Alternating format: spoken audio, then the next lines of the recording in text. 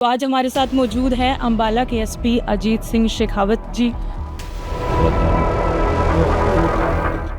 वर्दी के पीछे एक्शन और पावर लोगों को नजर आता है। वर्दी की कहानी क्या है? वर्दीधारी इंसान बनने के लिए जो मेहनत लगती है जी, वो बहुत बार विजिबल नहीं होती है। पुलिस की दोस्ती भी बहुत बुरी है और दुश्मनी भी। पुलिस की दुश्मनी तो बिल्कुल भी अच्छी नहीं है। पुलिस की दोस्ती करने से उनके जो छोटे मोटे अपराध है या फिर छोटी मोटी वो ट्रांसग्रेशंस है उनको माफ़ कर दिया जाएगा, ये बिल्कुल नहीं है। क्या आपको कभी किसी बड़े नेता का फोन आया तो आप उस प्रेशर को कैसे हैंडल करते हो? यहाँ के नेता बहुत ही सुलझे हुए नेता हमने देखे हैं। आज मेरा 5-6 साल का एक्सपीरियंस हुआ है यहाँ पे हरियाणा में। गरीब व्यक्ति है जिसको कानून की जानकारी नहीं है, उनकी सुनवाई के लिए जरूर फोन आते हैं। प्रेशर वाले फोन कहूँ तो बिल्कुल ही नगण्य है। हर लोग पुलिस के पास आने से कंप्लेंट देते हुए डर जाते हैं, ऐसा क्यों? पहले पुलिस के चक्कर काटने पड़ेंगे, फिर कोर्टों के चक्कर, वकीलों को करो, ये सब चीजें, तो लोगों में एक इनर्शिया रहता है कि हम नहीं जाना चाहते। आपकी पुलिस करियर में कोई ऐसा अपराधी या कोई मुठभेड़ टाइप कुछ ऐसा?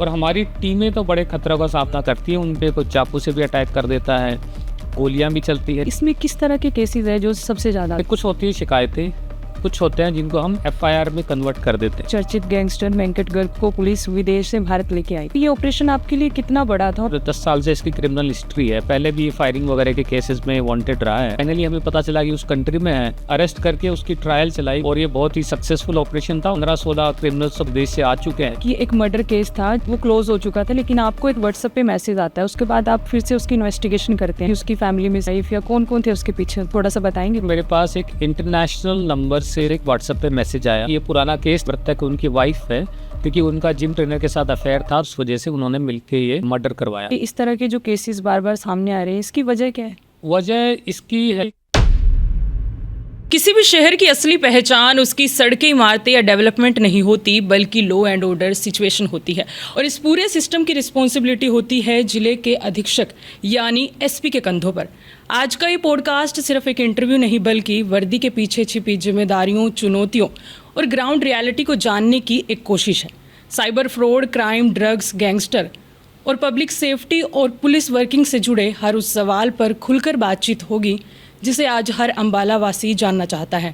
तो आज हमारे साथ मौजूद हैं अम्बाला के SP Ajit Singh Shekhawat ji. Sir, welcome to the Desh Pradesh खबर पॉडकास्ट। बहुत बहुत धन्यवाद आपका मुझे आज यहाँ आमंत्रित करने के लिए जी, और इन मुद्दों पे बातचीत करने के लिए। Thank you sir. सर, लोगों को ऐसा लगता है कि वर्दी के पीछे एक्शन और पावर लोगों को नज़र आता है, लेकिन उनको ये नहीं पता कि वर्दी के पीछे कितनी जिम्मेदारियाँ, कितना त्याग होता है।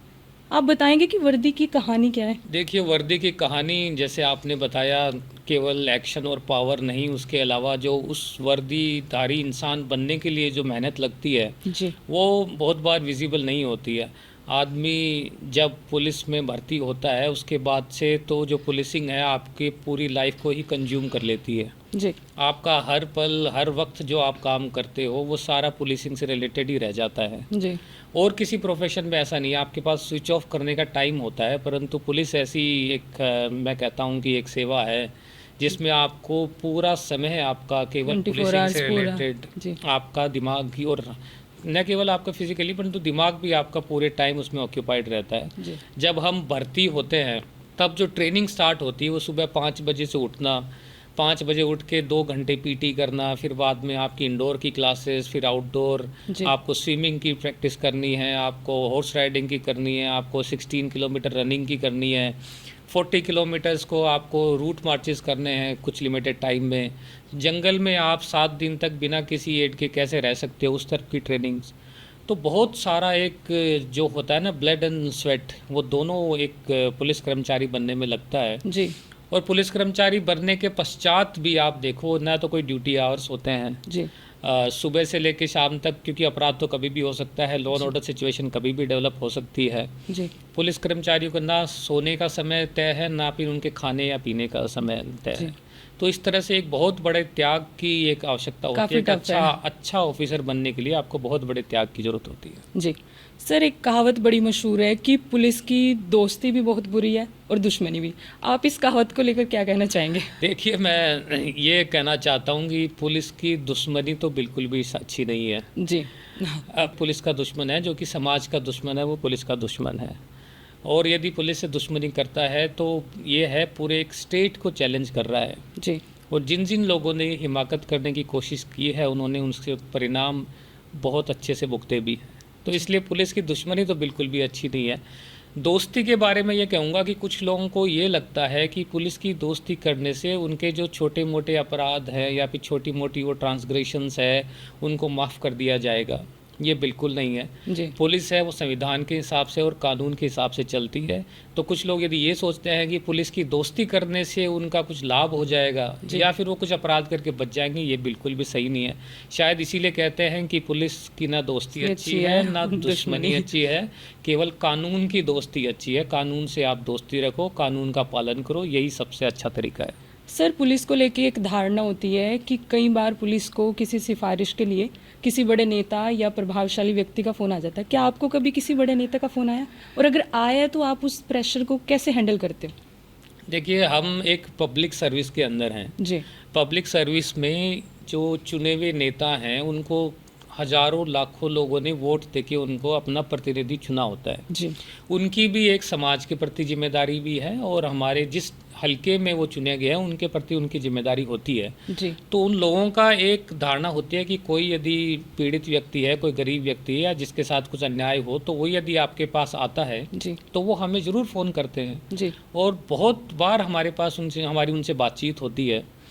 परंतु मैंने देखा है हरियाणा बड़ा भाग्यशाली प्रदेश है और यहाँ के नेता बहुत ही सुलझे हुए नेता हमने देखे हैं। आज मेरा 5-6 साल का एक्सपीरियंस हुआ है यहाँ पे हरियाणा में। जी कभी भी बहुत ही कम बारे में किसी गलत काम के लिए फ़ोन आते हैं। जी जनरली ये फ़ोन आते हैं कि आप इसकी अच्छे से सुनवाई करो, जी इसकी सुनवाई के पश्चात आप इनका जो भी लीगल बनता है इनकी कार्रवाई करो। परंतु बहुत बार क्या होता है कि सिस्टम ऐसा है जिसमें सही बातें हमारे पास समय पे नहीं आ पाती। कभी कभी किसी के साथ अन्याय हो रहा है, कोई गरीब व्यक्ति है जिसको कानून की जानकारी नहीं है, उसको जागरूकता नहीं है, तो वो व्यक्ति जनप्रतिनिधि के पास भी जाता है, हमारे पास भी आता है और उनकी सुनवाई के लिए ज़रूर फ़ोन आते हैं। प्रेशर वाले फ़ोन कहूँ तो बिल्कुल ही नगण्य है। और यहाँ पे हरियाणा में कोई भी पॉलिटिशियन ऐसा नहीं है जो अपराधी को बचाने के लिए फ़ोन करता है, किसी तस्कर को बचाने के लिए फ़ोन करता है या फिर किसी ऐसे क्रिमिनल को या अपने साथी संगी को बचाने के लिए फ़ोन करता है। मैंने आज तक अभी तक इसी तरह एक भी ऐसा केस फेस नहीं किया। जी सर, आपके पुलिस करियर में कोई ऐसा अपराधी या कोई ऐसा केस जो आपको हमेशा याद रहे? देखिए, जब आप पुलिस में रहते हो तो आपको डेली बेसिस पे समाज के बहुत अलग अलग तरीके के केसेस आपके सामने आते हैं। जी मर्डर्स भी होते हैं, महिलाओं के विरुद्ध अपराध भी होते हैं, गैंगवार के केसेस भी आते हैं। जी बट कुछ केसेस ऐसे होते हैं जो आपका खुद का भी दिमाग खोल देते हैं। तो मैं जब सफ़ीदों में एएसपी था तब हमारे पास एक केस आया। जब मैं शाम के लगभग 7 बजे की बात है, मैं अपने ऑफिस से घर पे था जी और घर पे कॉल आया कि एक व्यक्ति है उसका उसके गांव के अंदर गोली मार के उसकी हत्या हो गई है, उसका मर्डर हो गया है। ओके मैं तुरंत वहाँ पे पहुँचा, उसकी डेड बॉडी को हॉस्पिटल में ले जाया जा चुका था। हॉस्पिटल में जाने के पश्चात उनके परिवार वाले, नेचुरली किसी का मर्डर हुआ है, बहुत सारे गाँव वाले वहाँ पे एकत्रित थे।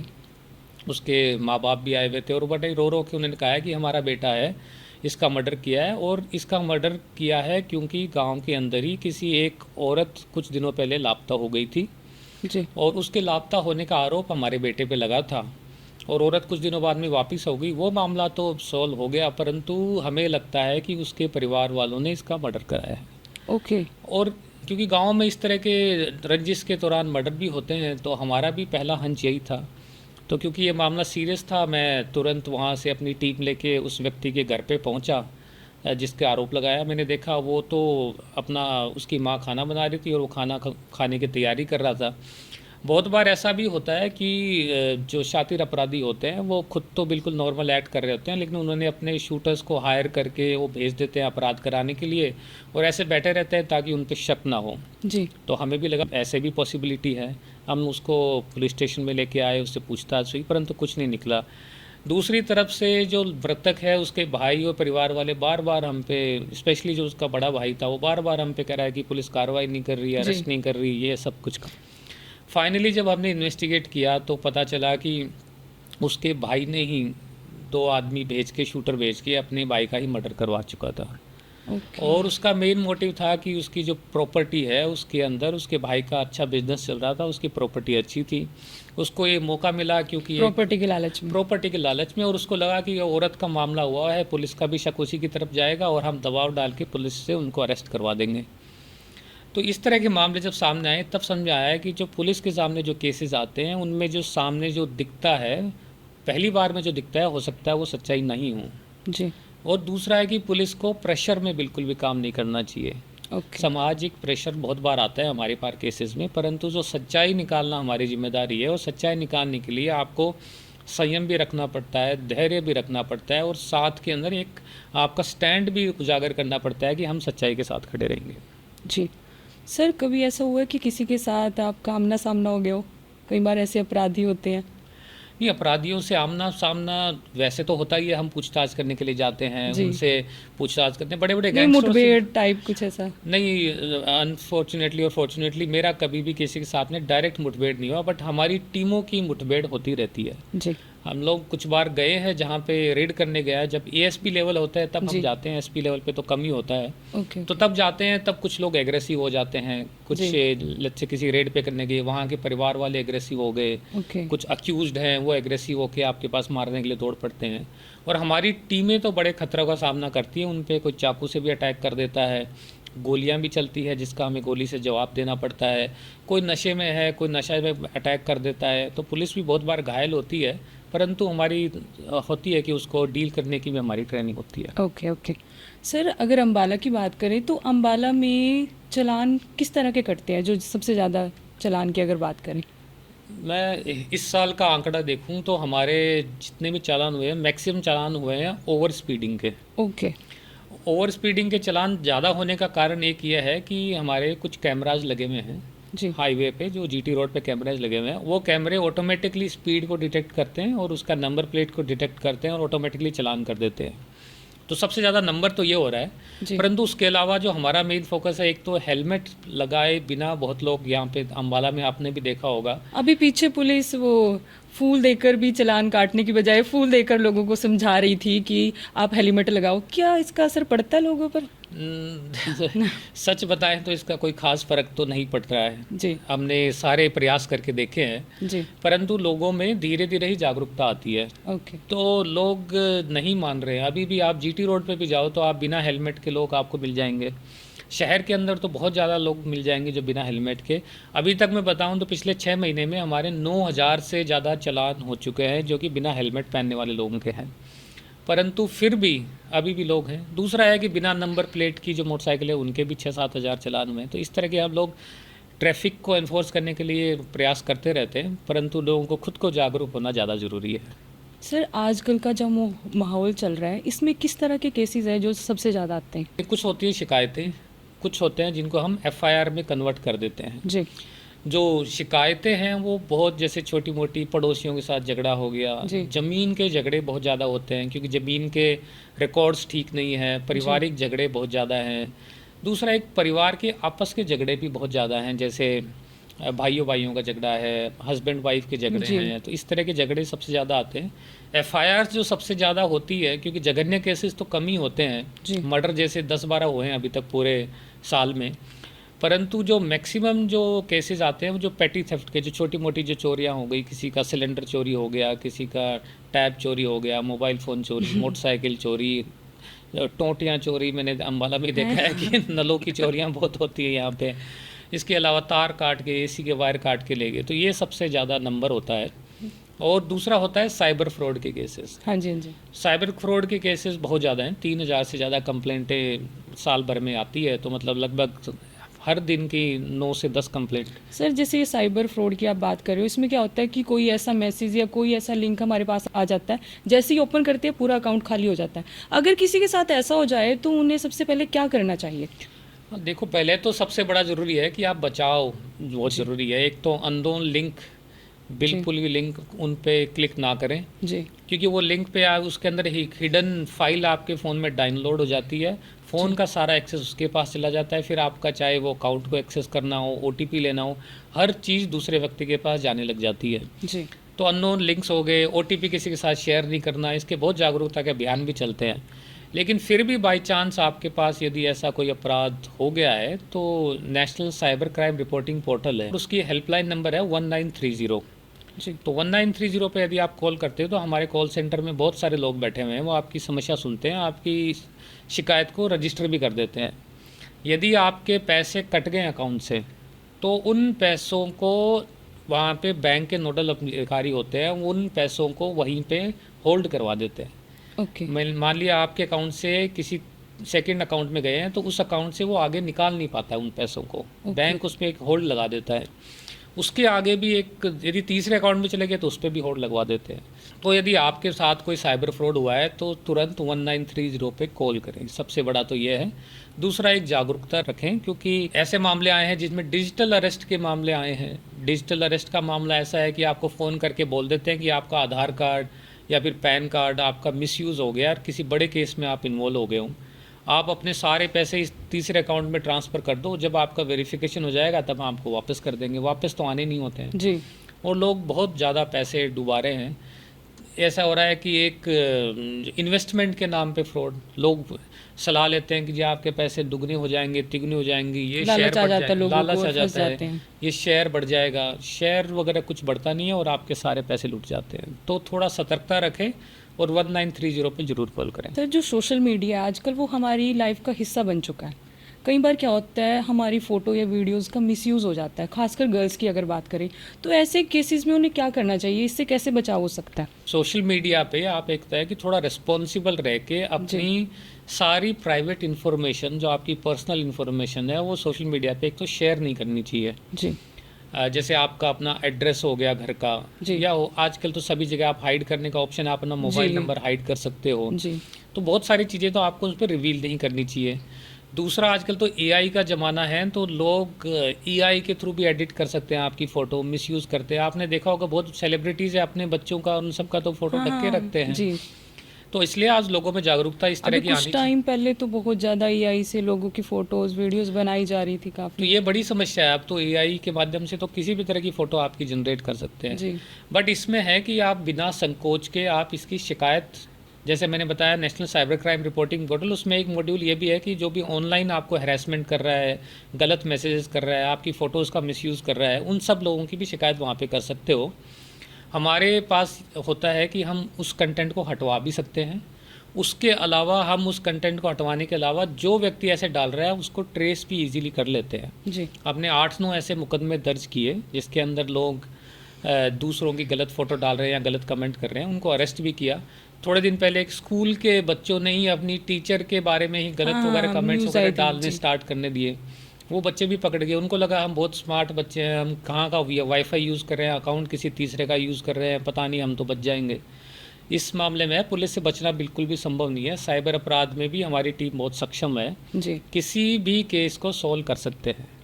तो आपके पास यदि ऐसा होता है तो तुरंत सूचना दें, ताकि एक तो कंटेंट को डिलीट करवाया जा सके और दूसरा जिसने किया उसको सजा भी दिलवाई जा सके। जी। सर, लोग पुलिस से क्यों डरते हैं? कई बार लोग पुलिस के पास आने से कंप्लेंट देते हुए ही डर जाते हैं, ऐसा क्यों होता है? जब पुलिस की उस सख्ती देखते हैं तो वो लोगों में एक धारणा बन जाती है कि पुलिस पे गए पता नहीं क्या हो जाएगा, कानून का ज्ञान कुछ कंप्लेंट लोगों भी नहीं दे पाते, कई लोग ऐसे ही रह जाते हैं बेचारे। को बहुत इसमें आपकी बात सही है, पुलिस जी। में आने से लोग डरते हैं। और जी। दूसरा ये भी सोचते हैं कि मैं पुलिस के पचड़े में, कानून के पचड़े में हाँ, पड़ना नहीं चाहता। जी। लोगों के पास अपराध भी हो जाता है तो भी कहते हैं मैं शिकायत देना नहीं चाहता, पहले पुलिस के चक्कर काटने पड़ेंगे, फिर कोर्टों के चक्कर, वकीलों को करो, ये सब चीज़ें। तो लोगों में एक इनर्शिया रहता है कि हम नहीं जाना चाहते। वैसे आज के दिन में मैं ये बताऊं कि आज के दिन में तो आपको डरने की बिल्कुल भी आवश्यकता नहीं है, आपको आने की भी ज़रूरत नहीं है। अब तो आप CM विंडो लगानी है आपको, आप ऑनलाइन लगा सकते हो। पुलिस को कंप्लेंट देनी है, हर समय पे जाके आप ऑनलाइन कंप्लेंट दे सकते हो। आप ईमेल पे कंप्लेंट दे देते हो, वो भी कंप्लेंट्स को हम डील करते हैं। ओके। तो आपको तो आने की भी ज़रूरत नहीं है, संकोच बिल्कुल भी करने की ज़रूरत नहीं है। जी। EFIR का प्रावधान हो गया आजकल। यदि आपने कोई ऑनलाइन भी कंप्लेंट भेजी है तो आपको पुलिस को कार्रवाई करना स्टार्ट कर देती है। और उसमें बस एक बात है कि आपको आके एक बार स्टेटमेंट पुलिस स्टेशन में देना पड़ेगा। तो आपको संकोच नहीं करना चाहिए। आज का ज़माना जो डिजिटल युग है उसमें आपको बिल्कुल भी संकोच ना करो, और अपने अधिकारों के लिए, आपका अधिकारों को हनन हुआ है, आपके खिलाफ कुछ गलत हुआ है, तो आपको खुद के लिए थोड़ा बहुत तो लड़ना ही पड़ेगा। और ये मैं आप लोगों को विश्वास दिलाता हूँ कि आज हरियाणा में तो बिल्कुल ऐसा सिस्टम है कि जो अपने अधिकारों के लिए लड़ने को तैयार है उसके साथ ज़रूर न्याय होता है और सिस्टम भी उसके साथ ज़रूर खड़ा है। सर आजकल युवाओं में काफ़ी नशा बढ़ रहा है, इसको लेकर परिवार भी काफ़ी परेशान है। अम्बाला पुलिस क्या कदम उठा रही है नशे को रोकने के लिए? नशे की समस्या मैं बताऊं तो ये एक्चुअल में बहुत बड़ी समस्या है और धीरे धीरे स्कूल लेवल पे कॉलेजेस लेवल से ही ये समस्या स्टार्ट होने लग गई है। और अम्बाला में भी कुछ पॉकेट्स ऐसे हैं जिनमें कैंट एरिया में भी है, अम्बाला सिटी एरिया में भी हैं, जहाँ पे नशे के व्यापार काफ़ी है। जी तो पुलिस इस तरफ से 2-3 काम कर रहे हैं हम लोग, वैसे तो हर साल होते हैं। इस साल जैसे हमने 100 से ज़्यादा तस्करों के मुकदमे दर्ज किए हैं, 180 के आसपास तस्कर अरेस्ट भी हुए हैं। जी उसके अलावा जो इनके मेन सप्लायर्स हैं वो कम पकड़े जाते हैं, तो हमने अब ये काम करना स्टार्ट किया है जो मेन सप्लायर, जैसे हमने इस साल तक अभी 3 फॉरेन नेशनल हैं जो नाइजीरियन हैं, जो दिल्ली में बैठ के यहाँ पे बड़ी मात्रा में सप्लाई करते हैं, उनको अरेस्ट किया हुआ है। उसके अलावा हम ये ध्यान रख रहे हैं कि जो भी आदमी एक बार तस्करी करके पकड़ा गया और दोबारा आके फिर से पकड़ा जाए, उसकी ज़मानत को कैंसिल करवाना। जी ज़मानत कैंसिल करवाने के पश्चात हाई कोर्ट में उनकी पैरवी करके उनको सज़ा दिलवाना।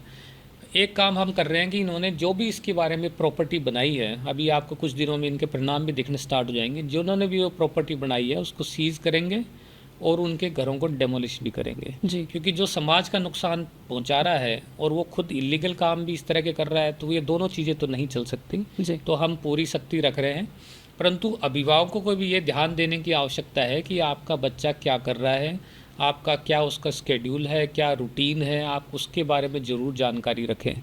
क्योंकि आप यदि खुद चौकन्ने हैं तो आप अपने बच्चे को बचा सकते हैं, परंतु एक बार लत लगने के बाद में उसका बचना बहुत मुश्किल हो जाता है, क्योंकि कितना भी इलाज करा लो वो दोबारा रिलैप्स जिसको बोलते हैं, दोबारा नशे की गर्त में पड़ ही जाता है। अगर आप एसपी ना होते तो क्या होते? पुलिस में आने के बाद में तो काफ़ी कुछ चलो बदल गया है, परंतु मैंने आईआईटी से इंजीनियरिंग की है जी और मल्टीनेशनल कंपनीज़ में काम कर रहा था, और मैं उसके बाद मैंने एमबीए किया है IIM बेंगलोर से, और उसके बाद में कंपनी में काम कर रहा था। तो मैं शायद किसी सॉफ्टवेयर कंपनी में काम कर रहा होता यदि मैं पुलिस में नहीं आता। जी सर आप राजस्थान से हो, ठीक है, अम्बाला में अपनी ड्यूटी निभा रहे हो, तो कितने दिनों बाद आपका परिवार से मिलना होता है? देखिए मेरी वाइफ और बच्चे तो साथ ही रहते हैं, तो वैसी तो कोई बात नहीं है, परंतु पुलिस में आपको पता ही है कि छुट्टियां मिलना थोड़ा सा मुश्किल काम रहता है, और आपको हेडक्वार्टर पे रहना, आपको चीज़ों को कंट्रोल में रखना आपके लिए ज़रूर आवश्यक होता है। इसलिए ज़्यादा छुट्टियां नहीं मिल सकती। आपके जो परिवार के फंक्शंस होते हैं उनको मिस करना पड़ता है। बहुत सारे फंक्शंस में नहीं जा पाते हैं, यदि जाते भी हैं तो एक ही दिन के लिए, थोड़ी सी देर के लिए गए और उसी तुरंत वापस आ गए। इसी तरह अपने फ्रेंड से मिलना भी बहुत कम हो जाता है, शादी ब्याह के फंक्शंस में भी जाना कम हो जाता है, आउटिंग्स भी कम हो जाती है, घूमना फिरना तो खैर नेचुरली कम हो जाता है। पर्सनल लाइफ खत्म सी हो जाती है, मतलब पर्सनल लाइफ, हाँ थोड़ा सा ये है कि पर्सनल लाइफ कम हो जाती है, ख़त्म सी भी हो जाती है, आप कह सकते हो कि ख़त्म सी हो जाती है। ये जो फील्ड में ऑफिसर्स रहते हैं उनके लिए ये समस्या रहती है, परंतु आपको हेडक्वार्टर मेंटेन करके हर चीज़ पे डे टू डे नज़र रखना बहुत ज़रूरी है पुलिसिंग में। ये पुलिसिंग में घटनाएं कब हो सकती है, कहाँ हो जाए, और उस चीज़ को यदि आपने इमीडिएटली कंट्रोल नहीं किया तो वो आपके सिचुएशन कंट्रोल से बाहर भी चली जाती है। तो इसलिए हम खुद भी as a responsible officers avoid भी करते हैं, और लोगों से घुलना मिलना भी हमारा कम रहता है, क्योंकि जैसे आपने पहले कहा ना दोस्ती अच्छी ना दुश्मनी। जी तो हम ज़्यादा दोस्ती भी नहीं कर पाते हैं, क्योंकि फिर अदरवाइज़ वो हमारे जो डिसीजन मेकिंग है इसको थोड़ा सा इम्पैक्ट करने लग जाता है, हम इम्पार्शियल रह के काम नहीं कर पाते। तो ये इस वजह से थोड़ा सा पर्सनल लाइफ जैसे आपने कहा कि ख़त्म ही हो जाती है, तो ख़त्म हो जाती है। सर आपके पुलिस करियर में कोई ऐसा पल, कोई ऐसा केस जिसने आपको बहुत ज़्यादा भावुक कर दिया हो? कई बार हो जाता है ऐसा मोमेंट, कोई ऐसा केस? पुलिस में डेली हमारे पास इस तरह के केसेस आते हैं जिनमें किसी के साथ बहुत गलत हो रखा है। ऐसी बहुत सारी इमोशनल इंसिडेंट्स आते हैं, इवेंट्स आते हैं, किसी के हाथ कट गए हैं, किसी के उंगलियां काट दी है किसी ने, किसी का मर्डर हो गया है, उसका इकलौता बच्चा था उसका हो गया है। कोई ऐसे भी आए हैं जिससे इकलौते बच्चे का एक्सीडेंट हो गया, उसकी डेथ हो गई। अभी आपने थोड़े दिन पहले ही सुना होगा अम्बाला में एक लड़की थी जो निकिता नाम से, जिसका एक्सीडेंट हो गया था, पुलिस वाले के द्वारा एक्सीडेंट हो गया था। वो भी उससे ऑटो से जा रही थी, हाँ, और पीछे से टक्कर मार दी। तो हमारे पास तो बहुत बार ऐसी सिचुएशन आती हैं कि परिवार के वो इकलौते टक्कर बच्चे, भी एक पुलिस वाले ने ने मारी मारी थी। थी, हाँ जी। मुझे पता है। तो ऐसा हो जाता है कि बहुत बार आपके पास ऐसी सिचुएशन आती है जैसे परिवार का इकलौता लड़का है, उसकी डेथ हो गई और परिवार वाले बिल्कुल आपके सामने इमोशनली खड़े हैं और आपको लगता है कि मैं इसकी क्या मदद कर सकता हूँ, क्या नहीं कर सकता। बट केसेस की बात करें तो मैं जब सफ़ीदों में ही था, पुरानी बात हो गई ये भी 5 साल जी। पहले की, उस टाइम पे एक घर से 2 लड़कियां मिसिंग हो गई। जी। छोटी लड़कियां थी शायद 8 साल की और 6 साल की। और वो कह रहे हैं कि परिवार वाले सारे रात को सो रहे थे, सुबह देखा तो लड़कियां दोनों गायब मिली और पूरे गांव वालों ने ढूंढना स्टार्ट किया, हम लोगों ने भी ढूंढना स्टार्ट किया, वो मिली ही नहीं। फिर 2 दिन बाद में पता चला कि उनकी नहर के अंदर डेड बॉडी मिली दोनों बच्चियों की। ओके। तो उनको निकाला हमने, फिर उनका पोस्टमार्टम वगैरह कराया। वैसे तो कोई और कुछ बात तो नहीं मिली उनमें। फिर हमने इन्वेस्टिगेशन करना स्टार्ट किया कि ये बच्चियाँ नहर तक कैसे पहुँची। तो गांव वालों की अलग अलग थ्योरी की, जो उठ के चली गई, ये हो गई, वो हो गई। हमने सारा इन्वेस्टिगेशन किया, कैमरे देखे, तो उसमें बाद में पता चला कि उसका जो फादर है वही अपनी दोनों बच्चियों को मोटरसाइकिल पे बांध के जैसे बैठा था और दोनों को चद्दर से बांध रखा था और उसको ले जा रहा था। और उसके बाद में तो कोई सीसीटीवी फुटेज दिखा नहीं, परंतु सब उससे पूछताछ हुई तो तब उसने बताया कि जी मेरी 2 लड़कियां थी, मैंने तो उनको दोनों को ले जाके नहर में डाल दिया। उसने अपने पूरे परिवार वालों को नींद की गोलियां दे दी ताकि सब लोग सो जाएं, फिर उसने उठा के उनको डाल दिया। पूछताछ करी तो बताया कि गांव वालों ने बताया कि इसके परिवार में 5 बच्चे हुए हैं इसके, और पांचों की ही डेथ बड़ी सस्पिशियस सर्कमस्टांसेस में हुई है। उनमें से एक लड़का भी था, तो एक लड़के की भी डेथ हुई, 2 लड़कियों की, तो 5 बच्चों की डेथ हो गई। और बाद में पता चला जब इन्वेस्टिगेशन हुआ तो उसने बाप ने ही अपनी 5 बच्चों को मार रखा था। तो बड़ा एक सरप्राइजिंग, बड़ा इमोशनल पल भी है कि आप अपने ही बच्चों की हत्या एक किए जा पिता रहे हो। कैसे मतलब ऐसा काम कर सकता है, बड़ा ही। तो मैं तो आज तक भी समझ में नहीं आया उस आदमी का माइंडसेट, तो मैं आज तक भी नहीं समझ पाया। परंतु ये है कि अपने ही बच्चों को, और सरप्राइजिंग बात है कि बच्चे पैदा भी किए जा रहे हैं फिर मार भी दिए जा रहे हैं। जी। तो समझ नहीं आई मुझे बात, और बड़ा इमोशनल पल था जब पता चला कि 5 बच्चों को किसी एक ही व्यक्ति ने अपने हाथों से ही अपने बच्चों को मार रखा है। तो इस तरह के बहुत सारे केसेस आते हैं, बट हम प्रोफेशनली डील करना सीख जाते हैं, थोड़ा सा डिसेंसिटाइज भी हो जाते हैं। रोज़ रोज़ ब्लड देखना, डेड बॉडीज़ को देखना, तो वो थोड़ा थोड़ा हमारी प्रोफेशन का पार्ट भी है। सर, अंबाला का एक चर्चित गैंगस्टर वेंकट गर्ग को पुलिस विदेश से भारत लेके आई, तो ये ऑपरेशन आपके लिए कितना बड़ा था और ये प्लानिंग सारी कैसे हुई? वेंकट गर्ग जैसे लास्ट ईयर बड़ा एक चर्चित मर्डर का केस है जिसमें हरविलास मर्डर केस के नाम से इसको जानते हैं, जो कि एक राजनेता थे और उनका मर्डर नारायणगढ़ में हुआ था। जी। और वेंकट गर्ग नाम का अपराधी है, ये पिछले 8-10 साल से वैसे ये एक्टिव रहा है और 10 साल से इसकी क्रिमिनल हिस्ट्री है। पहले भी ये फायरिंग वगैरह के केसेस में वांटेड रहा है। जी। परंतु इस मर्डर केस के अंदर ये पहले ही दिसंबर के अंदर ये इस विदेश भाग गया और विदेश से ही उसमें रहते रहते उसने जनवरी 2025 में उसने हरविलास का मर्डर करवाया।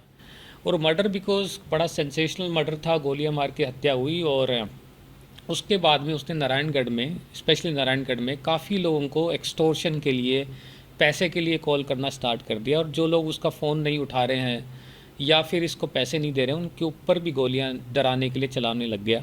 किसी की गाड़ी पे गोलियां चलवा दी, किसी के रेस्टोरेंट के ऊपर गोलियां चलवा दी, उसके अलावा किसी की जो आड़त की दुकान थी उस पर गोलियां चलवा दी, यमुनानगर में गोलियां चलवाई। फिर साथ में ये अपने आप को बड़ा गैंगस्टर कहलवाने के लिए दिल्ली के अंदर भी इसने मर्डर करवाए।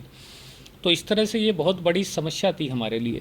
तो सबसे बड़ा चैलेंज तो ये था, एक तो इंटरनेशनली यदि देश से बाहर चला जाता है आदमी, तो एक तो उसको लोकेट करना हमारे पास संभव नहीं है। ये बड़ी टेक्नोलॉजी यूज़ करते हैं, बड़े बड़े नेटवर्क यूज़ करते हैं, VPN यूज़ करते हैं, तो पता नहीं चल पाता कि एक तो ये है कहाँ, किस कंट्री में, ये नहीं पता चलता। कंट्री में है तो कहाँ है ये नहीं पता चल पाता। इसी तरह से इसका फिर इंटरनेशनल जिस कंट्री में ये जब फाइनली हमें पता चला कि उस कंट्री में है, उस कंट्री के साथ में हमारी एक्स्ट्राडिशन ट्रीटी नहीं थी। तो हम जैसे एक संधि होती है जिसमें यदि आपका अपराधी, किसी कंट्री का अपराधी इंडिया में है तो इंडिया वाले उसको वापस भेज सकते हैं, उनका अपराधी हमारे यहाँ, तो इस तरह की एक ट्रीटी होती है, वो नहीं थी इस देश के साथ में। तो पहले तो वो ट्रीटी कराई गई मिनिस्ट्री ऑफ एक्सटर्नल अफेयर्स के साथ में, बहुत सारी लाइजनिंग हुई, सब तरीके से गवर्नमेंट से भी हमने सपोर्ट लिया, तो एक वो ट्रीटी साइन हुई उनके साथ में। फिर उनको कन्विंस किया कि इसको ये बड़ा डेंजरस क्रिमिनल है, इसको पकड़ना है, तो उसको पकड़ना, उन्होंने ढूंढ के पकड़ा। फिर उसकी ट्रायल चलती है जैसे हमारे कोर्ट में ट्रायल चलती है, तो वो अपने को उन्होंने अरेस्ट करके उसकी ट्रायल चलाई कि ये सबूत, सारे सबूत क्या हैं, एविडेंस क्या है, क्या क्या अपराध कर रखा है, उसकी सारी हिस्ट्री बना के हमने डॉक्यूमेंटेशन बना के भेजे। फिर उनके कोर्ट में लगभग 6 महीने ट्रायल चली, और उनका ये था कि यदि 6 महीने अब रिसेंटली आया है, यदि इस तक ट्रायल कंप्लीट नहीं होती है तो उसको हम छोड़ देंगे, जेल से बाहर छोड़ देंगे। और ये इतना शातिर है कि एक बार जेल से छोड़ने के बाद में तो ये कहीं भी भाग सकता था। जी। टाइम बाउंड उसकी ट्रायल करवाई गई, और वहाँ से फिर उसको उनके कोर्ट ने सजा करी, उन्होंने फिर अपील करी, तो तुरंत हमने तैयारी करके लॉयर्स हायर करके एम्बेसी से बातचीत करवा के तो इस तरह से उसकी ट्रायल कंक्लूड कराई, और फिर उन्होंने एक डिसीजन दिया कि फाइनली यहाँ भेजने का। तो इसमें आप देखोगे तो बहुत सारी एजेंसीज़ का रोल रहता है। डिस्ट्रिक्ट पुलिस तो हमने तो चलो हमारे एफिडेविट बनाए, वो सब भेजे, परंतु आपको मिनिस्ट्री ऑफ एक्सटर्नल अफेयर से बात करना है, वहाँ की एम्बेसी से बात करना है, मिनिस्ट्री ऑफ होम अफेयर से बात करना है, सीबीआई से बात करना है, और ये सारा काम हमारी जो हरियाणा की एसटीएफ है उन्होंने बड़ा अच्छा काम किया, और बहुत सारे गैंगस्टर्स को वो अब लेके भी आ रहे हैं।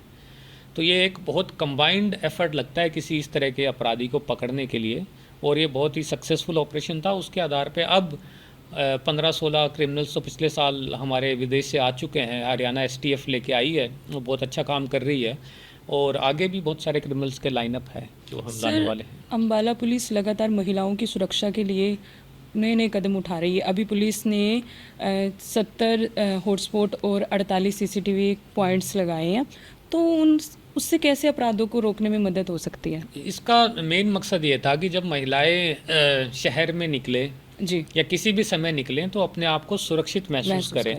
जी। तो हमने आइडेंटिफाई किया कि 60-70 ऐसे स्पॉट्स हैं जहाँ पे शायद जैसे अंधेरा रहता है, या सुनसान सी जगह है, या फिर ऐसी जगह हैं जैसे कोई शराब पी के कोई लोग खड़े होते हैं, इस तरह का। तो इस तरह के हमने पॉइंट्स आइडेंटिफाई करे। एक सर्वे किया, रेड डॉट फाउंडेशन है उसके साथ में सर्वे, जो हज़ारों से ज़्यादा औरतों से बातचीत की। उन्होंने सब ने बताया कि जैसे ये पॉइंट है, इस चीज़ पे हमें समस्या है। कुछ लोगों ने बताया कि जैसे एक बस अड्डा है, उससे उतरते ही उसके पास में ही एक शराब का ठेका है, वहाँ पे बहुत सारे लोग खड़े रहते हैं और वो घूरना, टोंटबाजी करना इस तरह से हो सकता है। तो इस तरह के हमने पॉइंट आइडेंटिफाई किए, और जहाँ जहाँ ये समस्या आई उनका समाधान करने के लिए कुछ जगह तो हमने सीसीटीवी लगा दिए, ताकि यदि ऐसी कोई घटना होती है तो हमें पता चल जाए और कौन अपराधी है उसको आइडेंटिफाई कर लें। कुछ जगह हमारी पेट्रोलिंग रेगुलर जाती है, वहाँ पे पुलिस खड़ी होती है। कुछ ऐसी जगह हैं जैसे स्कूल या कॉलेजेस हैं, उसके सामने जो उसके छात्र भी नहीं है वो लोग भी आके खड़े होकर टोली बना के खड़े हो जाते हैं, और फिर बाद में जोर जोर से बातें करना, हंसना, कमेंट्स करना, उस तरह से। तो इन चीज़ों को आइडेंटिफाई करके उन लोग पे काम हो रहा है। मेन मकसद ये है कि एक तो महिलाएं सुरक्षित महसूस करें, और मेरी सबसे आह्वान भी, यदि आप लोगों को लगता है कि कोई ऐसा स्थान है या ऐसी जगह है जहाँ पे आप लोग असुरक्षित महसूस करते हो, तो आपके पॉडकास्ट के माध्यम से या फिर इसमें कमेंट्स के द्वारा या हमारी पुलिस के चैनल के कमेंट पे दे के बताएं कि यहाँ इन चीज़ों पे हमें महिलाएं असुरक्षित महसूस करती है, हम उनके ऊपर भी कार्रवाई करेंगे। महिला विरुद्ध अपराध में मेरा बस एक चीज़ और कहनी है, क्योंकि जो महिला के विरुद्ध के अपराध हैं, मैं कहता हूं कि सबसे ज़्यादा प्रायोरिटी हम लोग जिन अपराधों को देते हैं वो महिला विरुद्ध अपराध हैं। इन केसेस के अंदर बिल्कुल भी ढिलाई नहीं होती जी, और सबसे ज़्यादा सेंसिटिविटी लेते हैं, सबसे ज़्यादा प्रायोरिटी पे काम करते हैं। यदि इस तरह का कोई अपराध आप लोगों के सामने आता है या आपके किसी के साथ घटित होता है तो उसकी तुरंत सूचना पुलिस को ज़रूर दें। जी। आजकल बहुत अच्छे प्रावधान हैं, न तो आपकी आइडेंटिटी रिवील होती है, न पता चलता है किसी को, ना आपको पुलिस के या कोर्ट के चक्कर काटने पड़ते। एक बार आपका स्टेटमेंट पुलिस थाने में होता है और यदि आपका केस है तो फिर उस पर ज़रूर कार्रवाई होती है। तो इस तरह की यदि ईव टीजिंग की घटना है, कमेंटबाजी है, छेड़खानी की घटना है, कुछ भी हो तो इसकी सूचना ज़रूर दें। और कुछ ऐसे स्थान जहाँ पे आपको लगता है कि पुलिस की पेट्रोलिंग की आवश्यकता है या आपको लगता है कि असुरक्षित महसूस हो रहे हों, उसके बारे में सूचना ज़रूर दें।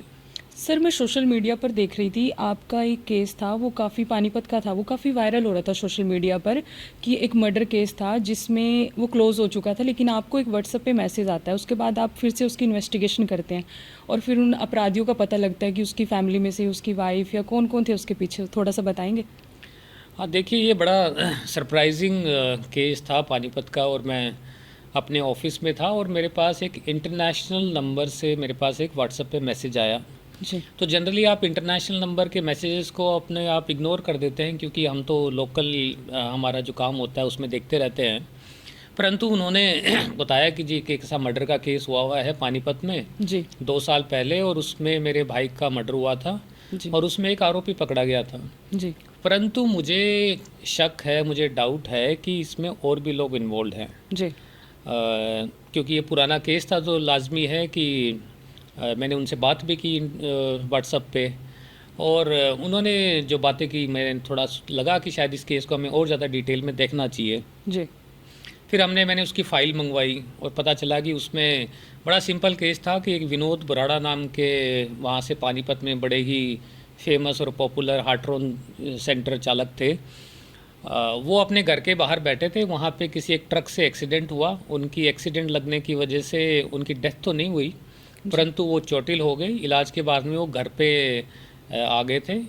इस दौरान ही वो जो व्यक्ति जिसने एक्सीडेंट किया वो भी बेल पे बाहर आ गया, और वो बार बार उन पे समझौता करने का दबाव डाल रहा था।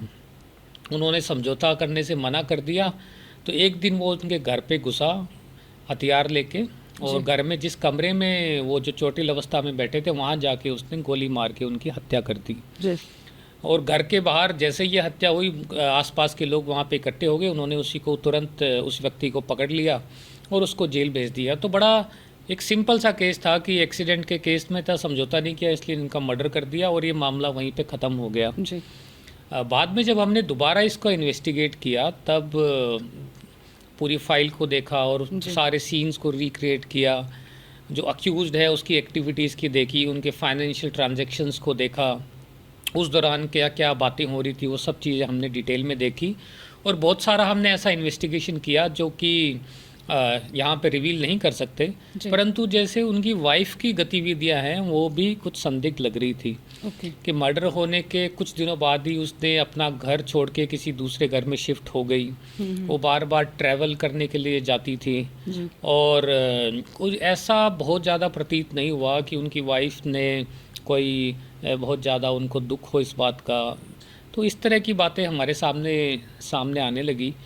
तो हमने और ज़्यादा डिटेल में फिर इसके बारे में किया, और जब ये जो ट्रक जिससे एक्सीडेंट हुआ है ये कहाँ से ख़रीदा गया, इसकी फाइनेंसिंग किसने की, उस डिटेल में हम लोग गए। जेल के दौरान जब ये रहता है तो इसका खाना पीना, पैसे कौन देता है, इन सब चीज़ की डिटेल में गए। तो सारी चीज़ों का एक निष्कर्ष निकला कि एक जिम ट्रेनर था जो कि वो बार बार इस व्यक्ति जो कि जेल में है उसकी मदद कर रहा है। उस जिम ट्रेनर की हमने एक्टिविटीज़ और डिटेल दिलाई, तो हमें पता चला कि उस जिम ट्रेनर जहाँ पे ये जिम का चलता था वहाँ पे ही जो मृतक है उनकी वाइफ भी वहाँ पे ट्रेनिंग लेने आती थी। जी। और उस तरह से हमें और कुछ लिंक लगे। फाइनली हमें ये पता चला कि ये जो मर्डर है, जिम ट्रेनर ने अपना ही आदमी भेज के जानबूझ के पहले एक्सीडेंट करके मारने की कोशिश की, जी। और एक्सीडेंट में नहीं मरे तो उन्होंने घर पे उसी चालक को भेज के गोली मार के उनको हत्या करवाई। और उस बाद में पता चला कि उसमें वो व्यक्ति भी इन्वॉल्व था, उसके साथ में उसकी जो मृतक उनकी वाइफ है, क्योंकि उनका जिम ट्रेनर के साथ अफेयर था, तो उस वजह से उन्होंने मिलके ये मर्डर करवाया। क्योंकि एक केस था जो कि शट हो चुका था, क्लोज हो चुका था, और किसी ने भी इस तरह पे ध्यान नहीं दिया। परंतु उनके भाई को मैं मानता हूँ कि उन्होंने लगातार इस चीज़ पे लगे रहे, कि बार बार उन्होंने इस बारे में सोचते रहे, और अपने भाई के प्रति इतना प्रेम था उनका, और इस वजह से उन्होंने हमें बार बार शिकायतें दी, और फाइनली उनको एक इंसाफ मिला। लेकिन ये हमारे लिए भी एक सबक था कि कोई भी केस होता है वो जो सामने से दिखता है वो उतना सिंपल और ओपन एंड शट नहीं होता है। पुलिस में बहुत कॉम्प्लिकेटेड केसेस आते हैं, और हमें हर केस में गहराई में जाके उसकी इन्वेस्टिगेशन करनी चाहिए। बट मेरे लिए पर्सनल भी बड़ी खुशी की बात रही कि इतने समय बाद ही जो मृतक है उनको एक इंसाफ मिला, और यही हमारी जो जॉब है, जो पुलिसिंग की जॉब है, उसका सबसे बड़ा सेटिस्फेक्शन हमें यही मिलता है कि लोगों को हम न्याय दिला पाते हैं, और ये हमारी जो जॉब है उसका सबसे बेस्ट पार्ट है। जी सर, आपको क्या लग रहा है ये इस तरह के जो केसेस बार बार सामने आ रहे हैं, इसकी वजह क्या है? वजह इसकी है कि एक तो मुझे लगता है कि जो हमारा जो सोसाइटी का स्ट्रक्चर है वो चेंज हो रहा है धीरे धीरे। इसलिए जो पहले जो सामाजिक लोगों का आपस में इन्वॉल्वमेंट बहुत था, आपके परिवारजनों का, रिलेटिव्स का आपकी लाइफ के साथ में एक सामंजस्य बहुत अच्छा रहता था, परंतु अब धीरे धीरे एक न्यूक्लियर फैमिलीज़ बन रही हैं। समाज का जो प्रेशर या आपके रिलेटिव्स का प्रेशर है इंडिविजुअल्स पे बहुत कम होता जा रहा है, जिसकी वजह से कभी कभी ये बहुत ज़्यादा केसेस नहीं होते इस तरह के, परंतु इस तरह के केसेस आने लग जाते हैं क्योंकि इंडिविजुअल किस तरह के डिसीजन ले सकता है वो हमें पता नहीं चलता। आपने देखा होगा अभी रिसेंट एक कंट्रोवर्सी या एक बहुत बड़ा केस जो चल रहा है कि जिसमें एक मंगेतर ने हाँ, अपने उसको हस्बैंड को ही धक्का दे धक्का दिया। दे दिया। जी। उससे पहले इंदौर में एक ऐसा केस आया था राजा रघुवंशी वाला। राजा रघुवंशी और सोनम सोनम वाला, रघुवंशी हाँ का जी। केस, जिसमें पता चला कि उसने हनीमून पीरियड के दौरान ही हाँ, उसका मर्डर करवा दिया। जी। तो ये मुझे लगता है कि एक नीले सामाजिक- ड्रम वाला भी आया था हाँ, सबसे नीले पहले। ड्रम, हाँ, इससे तो जी। सब लोगों को डरा भी दिया कि नीले जी। ड्रम के आजकल तो मीम्स भी बन रहे हैं। जी। तो ये है कि सामाजिक संरचना मुझे लगता है कि चेंज हो रही है, जिसकी वजह से इस तरह के मामले भी सामने आ रहे हैं। सर, आप इस पॉडकास्ट के माध्यम से अम्बाला की जनता, खासकर यूथ को क्या मैसेज देना चाहते हैं? अम्बाला की जनता को और यूथ को हमारा एक जो मैसेज है, क्योंकि मैं पुलिस डिपार्टमेंट से हूँ तो जी। मेरा सबसे बड़ा कर्तव्य बनता है कि अम्बाला के जो युवा हैं एक तो नशे से दूर रहें जी। और एक अपराध से दूर रहें। जी। अपराध की दुनिया में और नशे की दुनिया में केवल जो है ना, आपका खुद का नुकसान है, आपके शरीर का नुकसान है, आपके जीवन का नुकसान है। हमने तो आज तक एक भी क्रिमिनल नहीं देखा, न एक कोई नशेड़ी देखा है जो कि फला फूला हो या फिर उसने कुछ अचीव कर लिया हो। जितने भी गैंगस्टर अपने आप को सो कॉल्ड बड़े बड़े गैंगस्टर बना हुआ दिखाते हैं या फिर सोशल मीडिया पे बड़े स्टार बन के बड़ी अच्छी फ़ोटो डालते हैं, जी। जब वो हमने देखे हैं उनको रियल लाइफ में, उनकी ज़िंदगी के बारे में पूछते हैं। कोई बर्तन मांज के अपने पैसे खाता है जब पुलिस से फरारी काट रहा होता है, कोई कोठड़ों में पड़े हैं दिन भर रात भर, खेतों के अंदर बिना किसी कपड़े पानी उसके लिए पड़े रहते हैं। तो इसलिए अपराध की दुनिया में न कुछ रखा है, न नशे की दुनिया में कुछ रखा हुआ है। तो युवाओं को ये है कि इन चीज़ों से दूर रहें। और दूसरा है कि भारत में आज बहुत सारी संभावनाएं, अपार संभावनाएं हैं। जो आदमी मेहनत करने को तैयार है, जो पढ़ने को तैयार है, एजुकेशन में अच्छा करने को तैयार है, अपने बिजनेस में मेहनत करने के लिए तैयार है, उसके लिए बहुत सारी संभावनाएं हैं, बहुत सारी अपॉर्चुनिटीज़ हैं। ये अपॉर्चुनिटीज़ हमारे देश के अलावा मुझे लगता नहीं कि ऐसे कोई डेवलपिंग कंट्रीज़ बहुत कम ही हैं। तो हमारे युवाओं के लिए ये संदेश है कि अच्छी पॉजिटिव चीज़ों के अंदर अपना दिमाग लगाएं, अपने परिवार का नाम रोशन करें, अपने समाज का रोशन करें, अपना देश का नाम रोशन करें, परंतु इन गलत चीज़ों से ज़रूर दूर रहें। Thank you so much sir. तो ये थे हमारे साथ अम्बाला के एसपी अजीत सिंह शेखावत जी, जिन्होंने अपना टाइम हमें दिया और बड़ी बेबाकी से सभी सवालों का जवाब भी दिया। मिलते हैं अगले पॉडकास्ट में, तब तक के लिए नमस्कार।